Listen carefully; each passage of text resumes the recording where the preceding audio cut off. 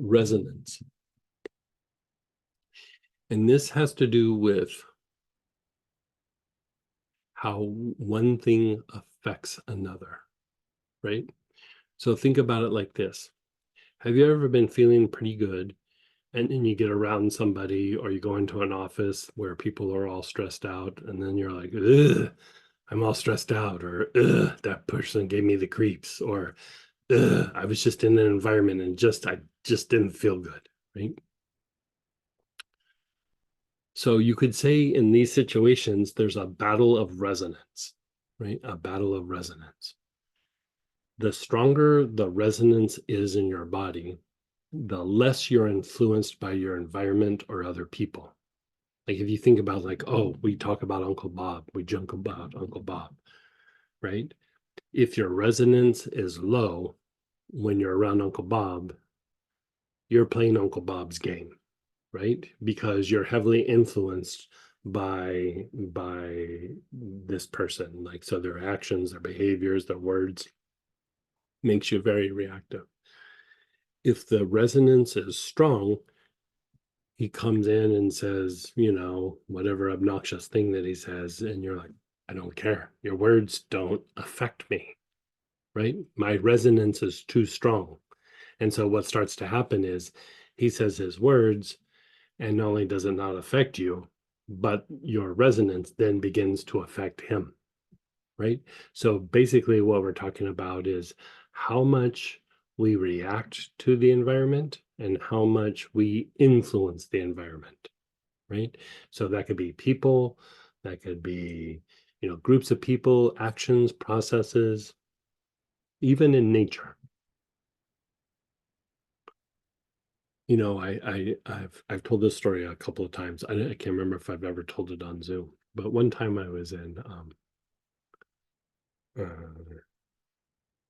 Sedona, and there's the vortexes, the vortexes, and according to a guru, he says those vortexes are actually angels. So you're sitting in the angelic energy when you're there.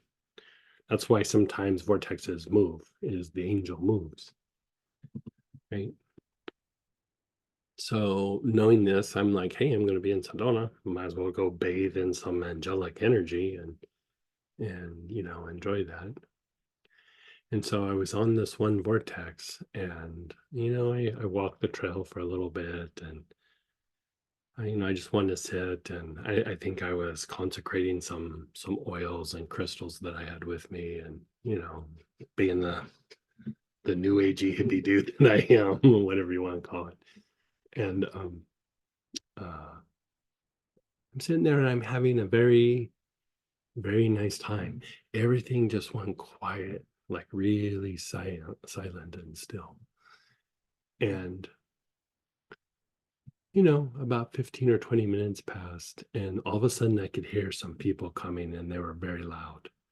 They were laughing, they were joking, but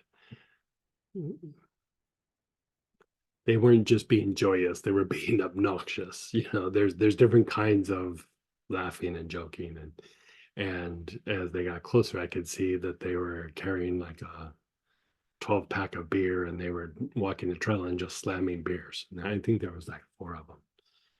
And I was like, oh bummer, like there was such nice like peace and stillness and just like kind of communing with nature. I was like, oh man, that's a bummer. And so I was just being quiet, and they were going to pass right by me, and I was just like, well. So the trail kind of goes like this along the mountainside. And so they disappeared out of sight for a moment, but they're coming around the corner and then they're going to be close to me. And right as they started going around the corner, all of a sudden the wind stirred up and did like a dust devil, right? And there was just this dust devil that was like off to my right, and they were coming over to the left. And I was like, man, that's amazing. That's pretty. And I was just sitting there watching the dust devil. And as soon as they came around the corner, the dust devil like shot right at those people and hit them all in the face. Right. And then they turned around and ran away. They didn't like what was happening. And all of a sudden, after all that, the wind died down, and everything was peaceful and still again. And, I was reflecting on that. That was really kind of amazing to watch, like just how that all went down. And really what it came down to was the resonance. When I was walking there, there was a little bit of wind and there was a little bit of activity and everything. But when I sat down and started, blessing the earth and being still, everything got still, right? It was responding to my resonance. Like basically it's the nature spirits were responding to the resonance. Then when the people came and were being loud and obnoxious and, disrespectful, whatever you want to call it, the nature spirits also responded to their resonance. Get out of here. Like, it was a very strong push to make those people leave, and they left, you know. So our resonance isn't just with people, it also was with the environment. Our resonance is also with the earth. It's the things that we respond to or that respond to us. And in a way, it's the beginning of what we attract. Like, are we attracting goodness in our lives? Are we attracting drama in situations with people or situations? Like, how do I break this pattern? Right. So we go through, we clean up the aura, and you go, it's better, but there's still something there. Part of it is the effects of the aura being negative for so long have shifted the frequency and the resonance of the body to the point where even when we clean up the aura, it's cleaning up the body, but it might be a little too slow, right?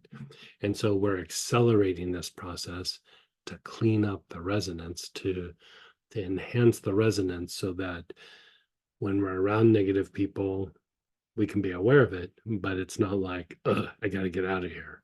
Or we can be in a negative situation where it's like, this doesn't feel good, but, you know, it's not going to throw me into a tailspin. Or you're face to face with Uncle Bob and he says a bunch of obnoxious things, and you're like, what do I do?